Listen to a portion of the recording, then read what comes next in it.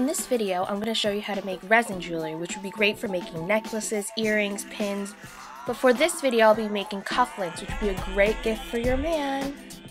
So for this tutorial, I purchased this awesome kit that had almost everything I needed, and it's from an Etsy shop, and her shop is called Happy Rainbow. I'm going to link it down below. It's awesome.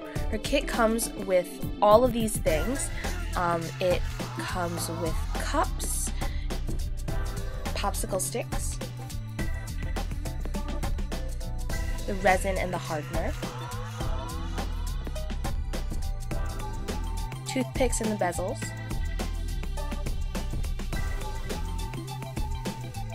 the backings for the cufflinks, and the only things that you'll need are some wax paper, or I actually like to use plastic. You'll need your design or your fabric of choice, Elmer's glue or Mod Podge, some rubbing alcohol in case you make some mistakes, and super glue. So let's get started. First thing you're going to do is you're going to take your fabric and design of choice. Clearly this is for Felix, and I printed domos for him on paper. And you're going to take your bezel and trace it around the desired picture or design. And then you're just going to cut it out.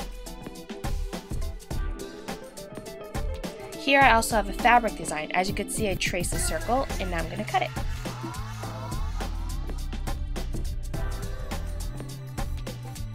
And then you're going to place your circle inside the bezel just to make sure it fits. If not, then trim the fat. The next thing you're going to do is take your Elmer's glue and a brush, and you're going to seal your cutouts. This is an extremely important step because resin loves to get inside any porous material or cracks, which could really ruin your design. So it's important to seal your cutouts and make a barrier so the resin doesn't get through. So here I'm just taking the glue and I'm just kind of spreading it all over the tops of the cutouts. And then you're just going to wait for them to completely dry, and don't worry, they dry clear. Then you're going to flip them over when they're dry, and you're going to do the same exact thing to the other side.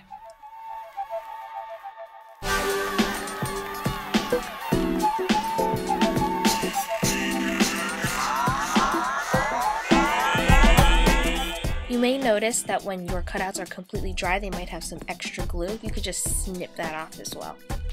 The next thing you're going to do is take your glue and put it in the bezel, and you're just going to spread that glue out. Hopefully you won't have as much difficulty as I'm having right now. Then you're going to place your cutout inside of the bezel and press it down firmly.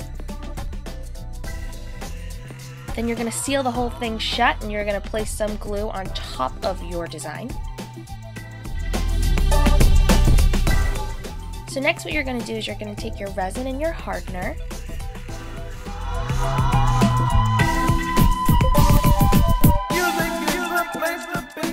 and then you're going to take a couple of the cups and you're going to pour a 1-to-1 ratio. They say you should use about 1 inch for every 4 to 5 bezels.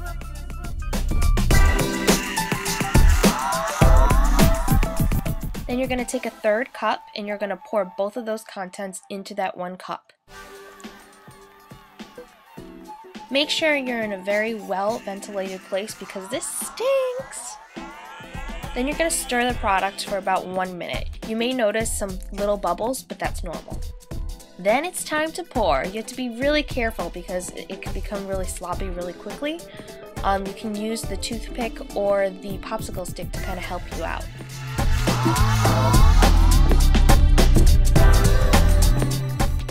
If you just messed up like I did, just move your bezel over, and if anything sticks, you can use some rubbing alcohol to clean it up.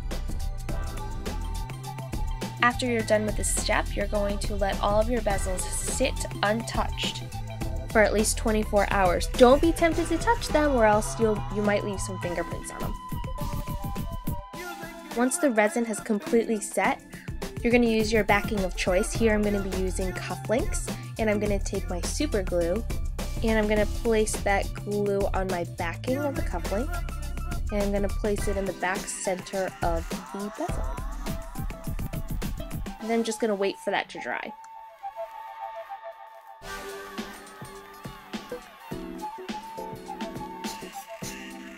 Then once they're dry, you're done! Ooh, they look extra scary that way. But this is your final product. As you can see, this is what they will look like. In the backing like that. And so what I'm going to do is I'm just going to take an old box and put them in.